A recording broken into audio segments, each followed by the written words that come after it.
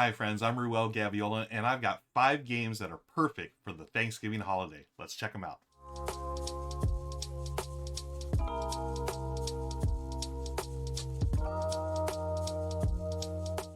Now, I'm selecting games here that you can learn easily and can play easily when you've got that food coma. If you're anything like my family, we'd love to eat, snack all day, and things take a little slower pace during the special day. So I want games that are really, really easy to learn and get to the table. The first one up, my number 5 is Oh No, Volcano. This is the one that Michelle and I really enjoyed.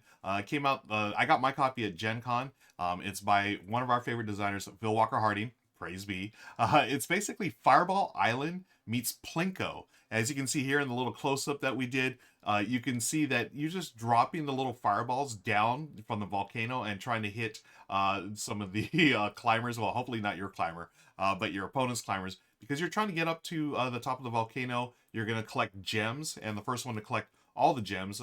Basically, there's a different number of gems based on a number of players, but if you're the first one to do it, you just automatically win.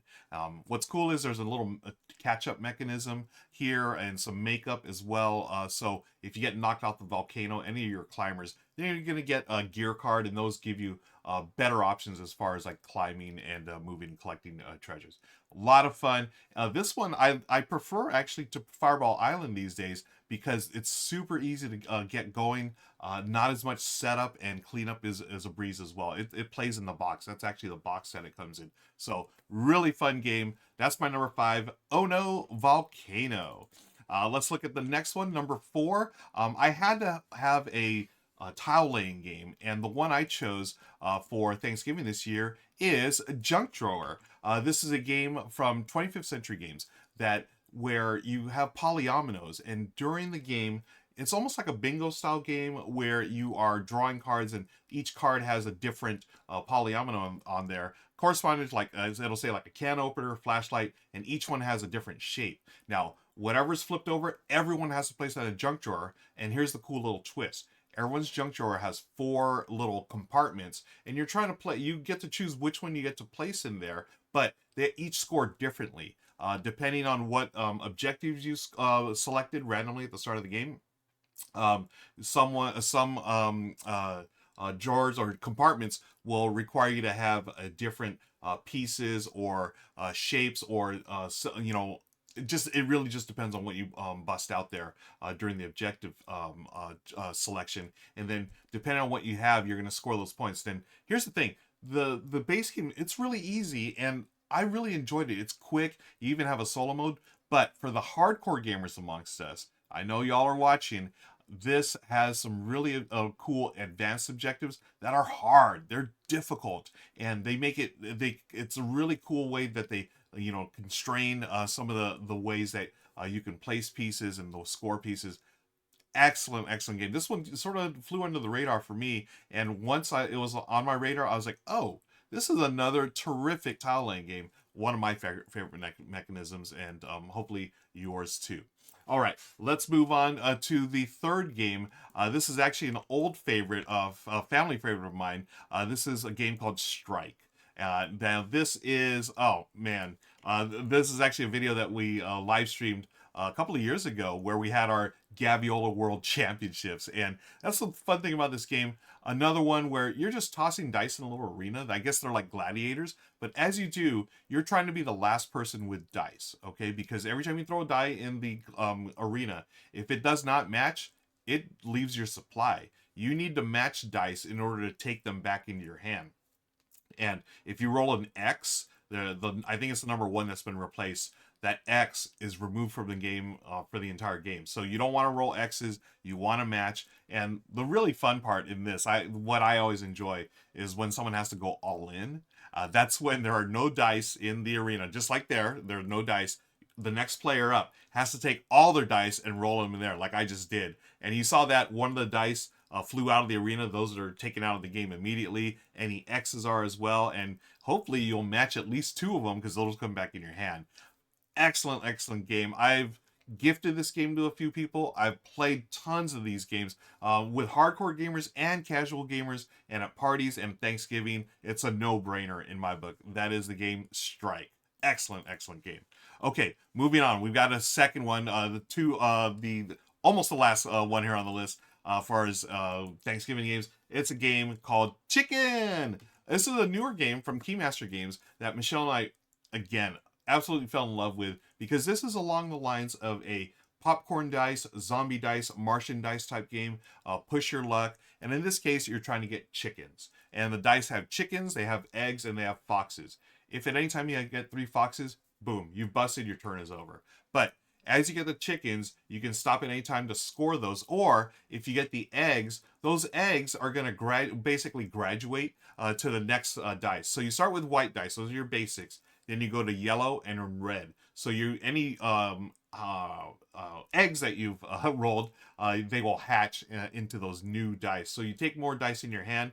They're going to give you better chances to get those chickens, but also you may bust more easily with more of the foxes. And the really cool twist on this, in this game, is the next player up, they have an option. They can take all those dice and roll and perhaps get a bunch of chickens, or just bust immediately with the foxes, or they can chicken out, where they would just take the basic dice, basically starting over the white dice, which you have I think a pretty equal chance of getting chickens or foxes. It's those red and yellow dice that really give you more, because there's some like double chickens on there on the yellow and red. So it's a race to 25 points or 25 chickens. Once you do that, you win.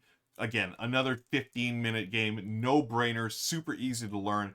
I'm thinking this is going to be a big hit at my Thanksgiving because it's got chickens and everyone likes chickens, right? Well, we're talking turkeys that day, but anyways, it's a bird that is going to be on our table during the gaming after the Thanksgiving turkey. But hey, there's one more that I'm really looking forward to bringing, and this is a game called Nana.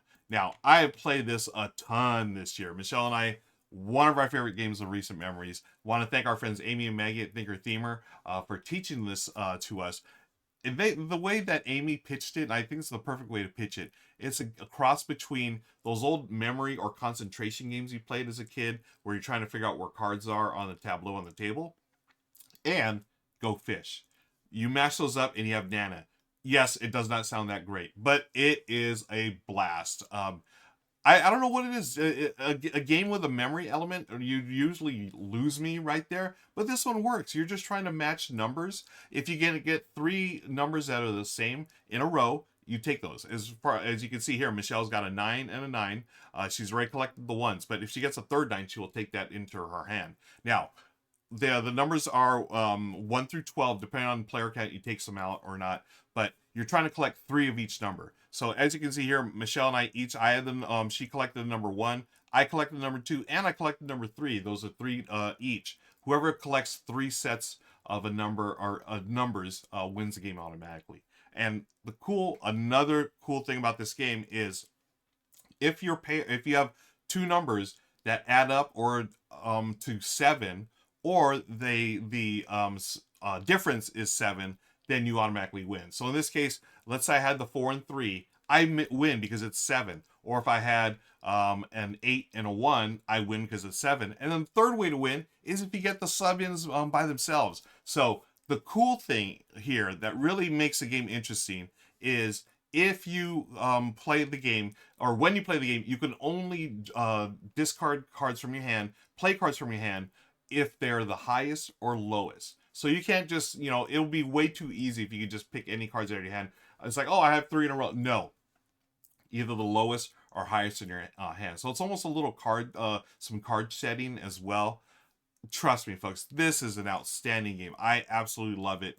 It is Nana. Now, I should note, this is the Korean version. They have a new version that was published by another company called Trio, which I like it. It's got a Dia de los Muertos theme, but we prefer the cute Nana Korean little critters. So find the game. It's excellent. I've played it so many times this year. One of my favorite games of recent times. And hopefully you've got an idea of some games that you could bring to your Thanksgiving. I want to hear what you're going to bring. Comment below, folks. Be sure to hit that like and subscribe button. Until next time, happy Thanksgiving, and I'll see you later. Bye, everybody.